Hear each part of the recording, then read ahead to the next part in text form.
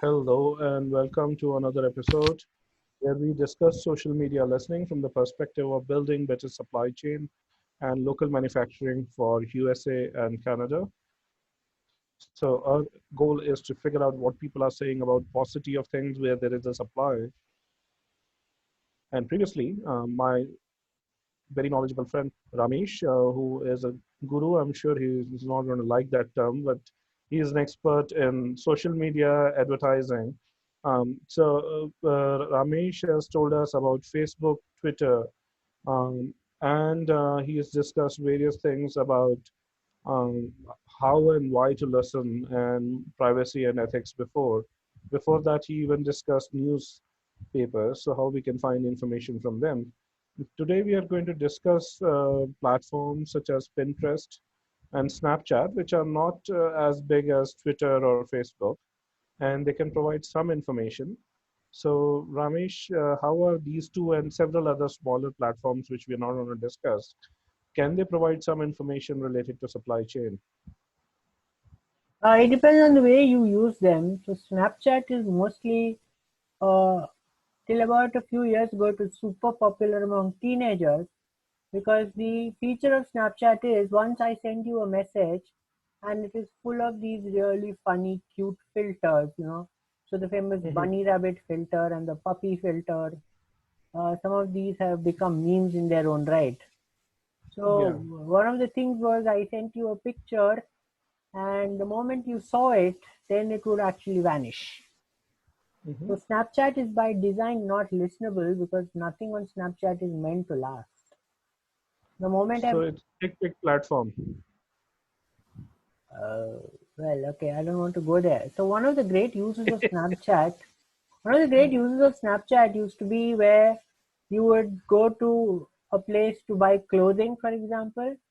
You would Yeah. try the clothes, you would take a snap, send it to all your friends, you would get Hmm. their approval or disapproval, and then you would try on a new dress.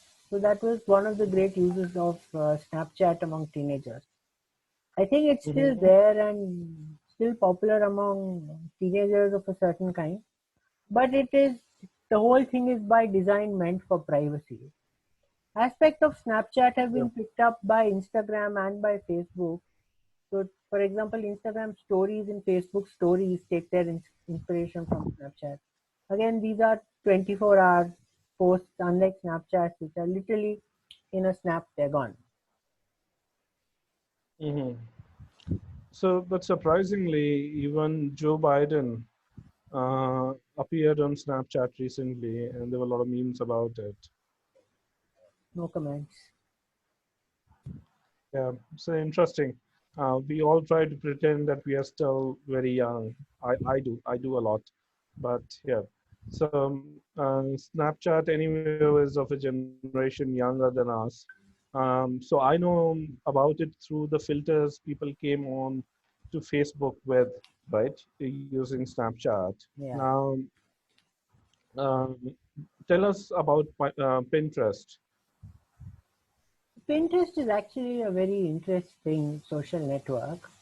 What it is basically it's like your a pin board that you would have had in your hostel rooms or your dorm rooms, where you would pin up Hmm. pictures you cut from magazines. This is for a really Hmm. older generation that remembers these things.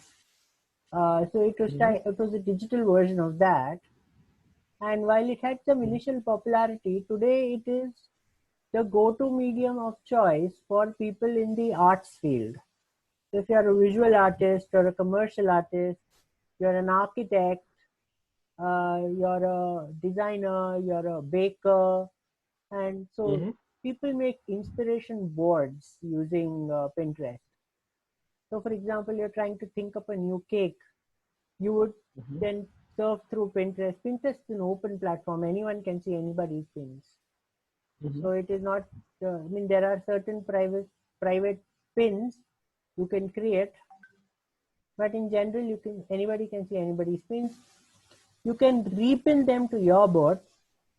So the Hmm. functionality of Pinterest is really that you would create an inspiration board for yourself. So you would look at, say, for example, dozens of Hmm. cake pictures make a pin board and then think of a new cake design for yourself, or the same goes. So it's very popular among people who are in the design field, but outside the So, design field it is not an otherwise popular medium.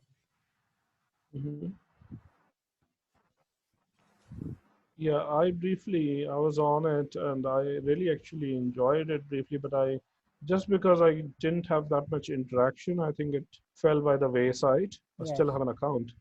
Unlike Facebook, where you can pick fights with people, you can learn things and you can watch various things. So it's essentially, even though it's a social media 2.0, it is more of a niche audience, right? It's not as general purpose. It's a very niche But art. I guess the question is, just like we took two, yeah, so just like we took two examples, we took examples of Pinterest and Snapchat. Do you think these kind of niche or smaller social media can give insights for supply chain too? So, for example, if you are in the fashion industry, you cannot not be on Pinterest. If you are in the graphic design industry, you cannot not be on Pinterest. If you want to Mm-hmm. talk to teens, you will try to be on Snapchat. Mm-hmm. Not that it always succeeds. Snapchat has also Snapchat did try to engage with commercial entities, so there is a way brands can have a Snapchat page, but then that breaks the vital philosophy of Snapchat. So these are retained as niche platforms. There are several other niche platforms out there, of course. Mm-hmm. Like Reddit is used heavily by the gamers community. It is also used by a whole lot of other fringe Mm-hmm. communities, sadly.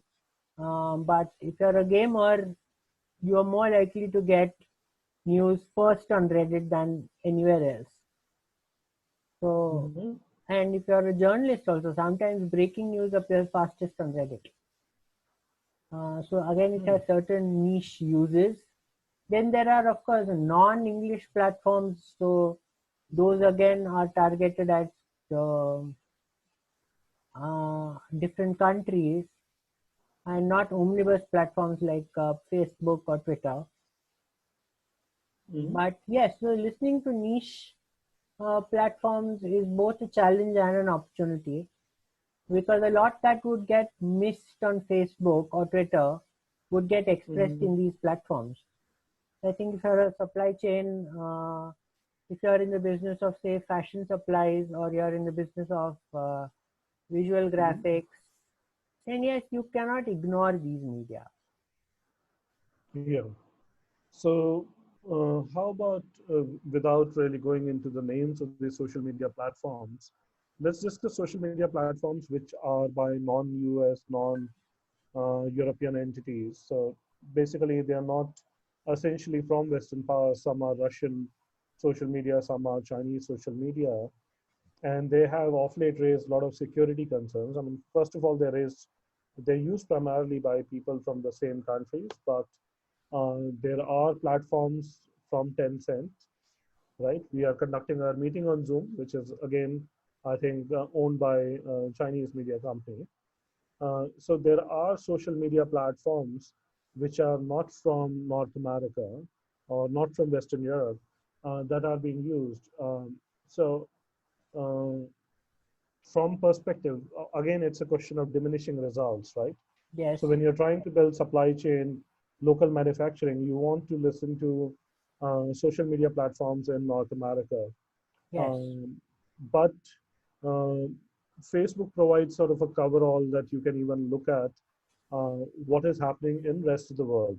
Because having an understanding of geopolitics, yes, having an understanding of supply routes, availability of stuff elsewhere is useful, right? For example, in a very hypothetical situation, if let's say something is not coming as much from China, you can look at Vietnam, Taiwan, India, Malaysia for that. I mean, I don't think in near future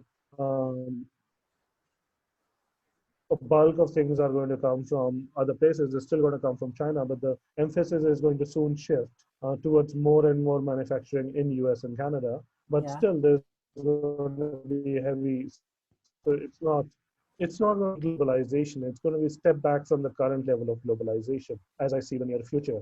It's simply impossible for us unless we are willing to have extremely local economy. I'm not saying that's not desired.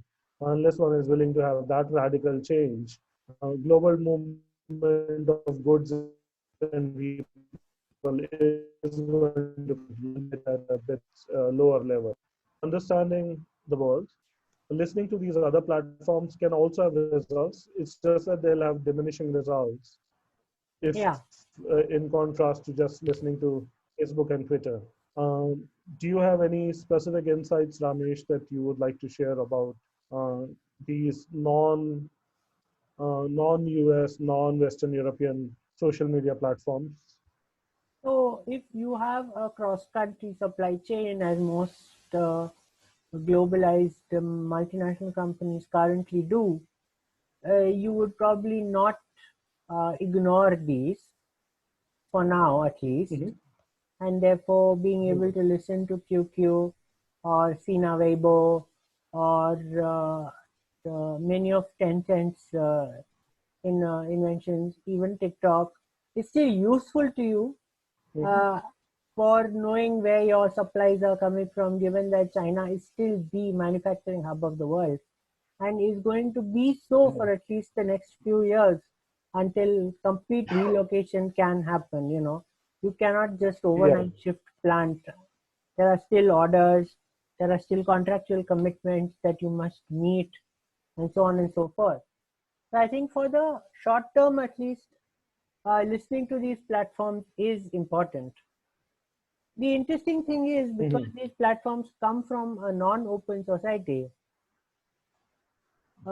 they are more easily listenable too, hmm, largely because their governments want to listen in. But then again, that makes it hmm, easier for us social media listeners and advertisers to listen very easily. So yes, in the short hmm. term at least, they are going to remain important. But in the long term, again, once manufacturing moves back to where it all started, once more things are coming out from Canada and the USA, you're going to ignore these media. Yeah. So, yeah. So from security perspective, also all this international media remains and will remain important. But this right now is beyond the scope of what we are immediately interested in. We are immediately interested in is for supply chain and for local manufacturing. So by and large, most of these platforms are not very useful. That said, there is one platform which is going around like storm. It is originally from some Chinese company. It's called TikTok, Yes. right? And TikTok, I think, came from Tencent, or did it come from some other platform? No, it's not a Let me. Tencent thing. It's only elsewhere. Okay. Huh. It's China's So, breakout social media. I think China's okay. been trying to compete with the West in building its own social media and Hmm. hoping it catches on. I think TikTok is the one that did really break out. Uh, Hmm. Unlike the other Chinese ones, it is apparently not, at least it is not censored outside China.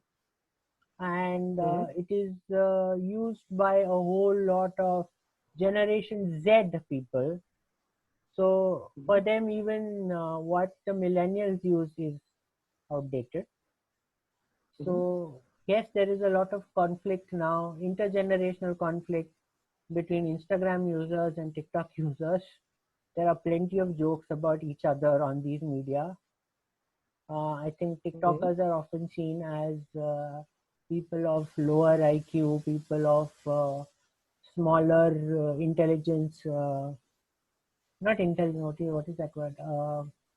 Attention spans, and so on and so forth. But TikTok's main usage is the 15-second video, in which often it's used mostly by teenagers. So I think most of the issues that it covers are teenage issues. Lots of pranks, lots of preening, lots of singing and dancing. So far, people aren't yet taking it seriously. They still think it's a Mm-hmm. teenager, it's a passing teenage fancy. But Mm-hmm. as time goes by, I think listening tools will have to understand it and be able to read it even better. And Mm-hmm. given that currently it is undergoing the same criticisms that Facebook went through a few years ago of being a little too insecure, of being easily hackable, or being a little too open to prying, I think it will also build in certain security features that ensure that listening people's business becomes more difficult. Hmm. Yeah, but TikTok also, I mean, has gone through censorship about its various content. I mean, one of them has been adolescent pregnancy, so it was criticized by the Chinese government and whatnot.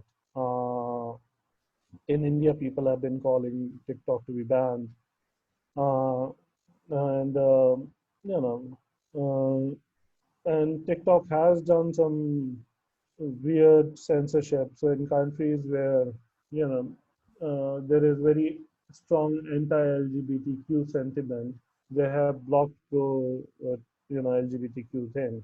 So TikTok has interesting legal issues, but TikTok to me it seems because I've seen quite a bit, and when we were promoting our own company, we created an account on TikTok, and I even created one for myself, and I was just puzzled. I'm too old for it, I guess.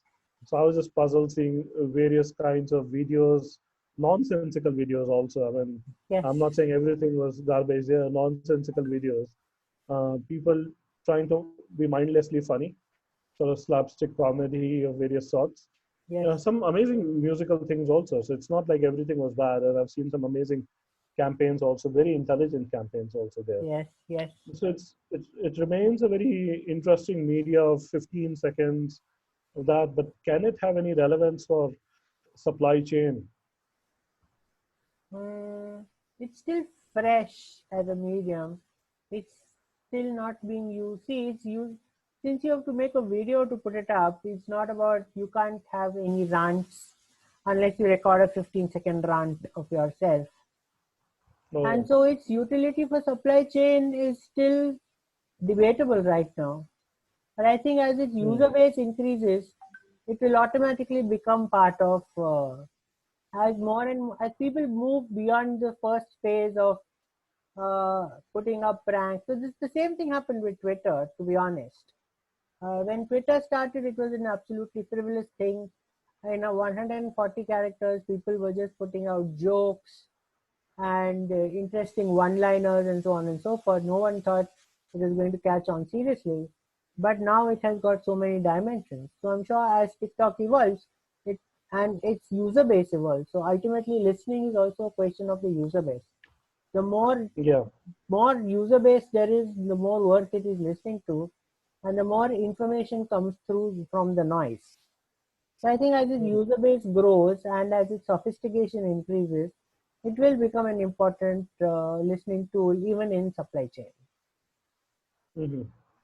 So quite interesting. So one of the interesting things I see, I mean, is that TikTok has surpassed in terms of downloads.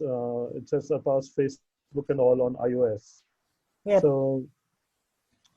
So yeah, so it's going to be a very interesting platform to watch. And I think for us to even communicate, where we have 15 minutes, sometimes I think even our conversations extend to 50 minutes.